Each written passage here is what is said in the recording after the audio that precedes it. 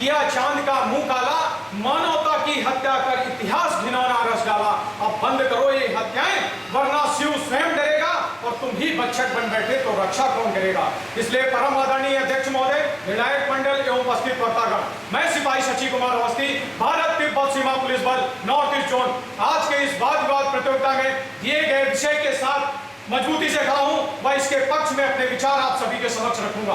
महोदय, वे सुरक्षा बल जिन्होंने राष्ट्रीय ध्वज के नीचे खड़े होकर हाथ में धार्मिक ग्रंथ लेकर मानवता व राष्ट्र की रक्षा की शपथ ली, वे सुरक्षा बल जिनसे यह उम्मीद लगाई जाती है कि वे अपने कर्तव्यों का सही निर्वहन करते हुए राष्ट्र की रक्षा के साथ साथ आम लोगों के अधिकारों की रक्षा करेंगे। परंतु ऐसे मेरे विपक्षी वक्ता का कहना है कि राष्ट्रीय सुरक्षा को निर्धारित करते समय मानवाधिकारों का अनुपालन कर पाना असंभव है, तो फिर आम लोगों के अधिकारों की रक्षा कौन करेगा और बिना मानवाधिकारों के पालन के सुरक्षा कैसी। महोदय, यहाँ यह जानना अति आवश्यक है कि जिन मानवाधिकारों से मेरे विपक्षी साथी इतना घबरा रहे हैं, वे बेचारे मामूली मानवाधिकार हैं क्या। महोदय, विश्व युद्धों से सबक लेते हुए शक्तिशाली और निरंकुश वर्ग द्वारा निर्बल वर्ग पर होने वाले अत्याचारों को रोकने के लिए 10 दिसंबर सन 1948 को संयुक्त राष्ट्र महासभा द्वारा सार्वभौमिक मानवाधिकार घोषणा पत्र को आधिकारिक मंजूरी प्रदान की गई, जिनका उद्देश्य मात्र इतना है कि विश्व के प्रत्येक मानव को सम्मान पूर्वक जीवन का अधिकार मिल सके। मैं पूछना चाहता हूं अपने विपक्षी साथी से, क्या उन्हें नहीं लगता कि मानव को सम्मान पूर्वक जीवन का अधिकार होना चाहिए, और यदि नहीं तो फिर क्या फर्क रह जाता है विश्व के सबसे बड़े लोकतांत्रिक राष्ट्र की व्यावसायिक सुरक्षा बलों और भाड़े के आतंकवादियों में। महोदय, मेरे विपक्षी वक्ता का कहना है कि देश में शांति और सुरक्षा स्थापित करते समय किसी भी आतंकी या राष्ट्रविरोधी तत्व के साथ कोई समझौता नहीं किया जाना चाहिए, बल्कि उन्हें सख्ती से कुचलने की आवश्यकता है। तो मैं उन्हें बताना चाहता हूं कि यदि आप किसी के अधिकारों को कुचलते हैं तो उससे जनता में असंतोष व्याप्त होता है। यदि आप किसी आतंकी के अधिकारों का हनन करते हुए उसे मारते हैं तो उसका शरीर मर जाता है, परंतु उसकी विचारधारा नहीं मरती, जिससे प्रेरित होकर उसके साथी भी आतंकी राह पर चले जाते हैं। इस प्रकार आप इस देश को आतंकी आग से निकालने के बजाय आग में झोंकने का कार्य कर रहे हैं। आपके द्वारा की गई इस प्रकार की कार्रवाई आग में घी डालने का काम करेगी। यदि आप वास्तव में इस राष्ट्र को सुरक्षित कर मानवाधिकारों का संरक्षण करना चाहते हैं तो किसी के अधिकारों को कुचलने का प्रयास न करें, अन्यथा इसका प्रभाव हमेशा प्रतिकूल होगा।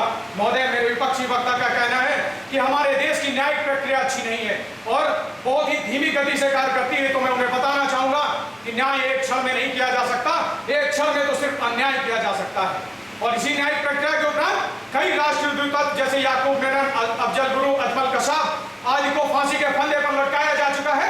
वहीं कई राष्ट्रविरोधी तत्व आज भी जेल की सलाखों के पीछे सजा काट रहे हैं।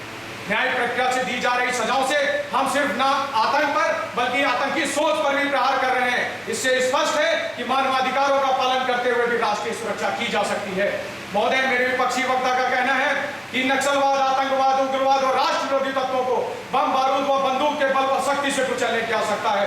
तो मैं उन्हें बताना चाहता हूं कि विश्व के जिन स्थानों पर भी शांति और सुरक्षा स्थापित हुई है वह सिर्फ शांतिपूर्ण वार्ताओं एवं समझौतों के बल पर हुई है। हमारे देश में भी बोडो, नागा, चकमा जैसे समझौतों से मणिपुर, त्रिपुरा, असम एवं अन्य जगहों पर वार्ता से ही स्थायी शांति और सुरक्षा स्थापित की जा सकी। आज भी अमेरिका अफगानिस्तान से निकलते हुए तालिबान से वार्ता कर रहा है। इस प्रकार हम देख सकते हैं कि मानवाधिकारों का सम्मान करते हुए भी राष्ट्रीय सुरक्षा की जा सकती है। महोदय, बात चाहे सर्जिकल स्ट्राइक की हो, एयर स्ट्राइक की हो, दोनों ही मौकों पर हमारी सेनाओं ने सिर्फ आतंकियों को निशाना बनाया, वहां के निर्दोष नागरिकों को खरोच तक नहीं आने दी गई। तो फिर अपने ही देश के अंदर राष्ट्रीय सुरक्षा स्थापित करते समय मानवाधिकारों का अनुपालन क्यों नहीं कर सकते। महोदय, यदि मेरी विपक्षी वक्ता की बात मान ली जाए, मानवाधिकारों का ध्यान न रखा जाए, तो शायद हम आतंकवादियों को तो समाप्त कर देंगे, परंतु इस प्रक्रिया में जो समाज प्रताड़ित होगा, कल वही समाज उन आतंकवादियों की जगह ले लेगा और देश व सुरक्षा बलों के खिलाफ खड़ा हो जाएगा। और जब जब समाज प्रताड़ित होकर राष्ट्र व सुरक्षा बलों के खिलाफ खड़ा होता है तो क्रांति आती है, जिसे रोकना सुरक्षा बलों के लिए संभव नहीं होता। अतः हमें किसी भी कीमत पर समाज को अपने खिलाफ खड़ा होने से रोकना है, जिसको कि मानवीय संवेदनाओं व मानवाधिकारों का सख्त नियमों से पालन करके किया जा सकता है। महोदय, अंत में मैं यही कहना चाहूंगा कि राष्ट्रीय सुरक्षा से चिंताओं से समझौता किए बिना अर्धसैनिक बलों द्वारा मानवाधिकारों का अनुपालन किया जा सकता है और किया भी जाना चाहिए।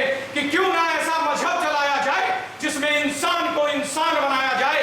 आओ हम सब मिलकर करें एक ऐसा राष्ट्र निर्माण जिसमें कायम रहे राष्ट्रीय सुरक्षा, सुरक्षित रहे मानवाधिकार। धन्यवाद। जय हिंद।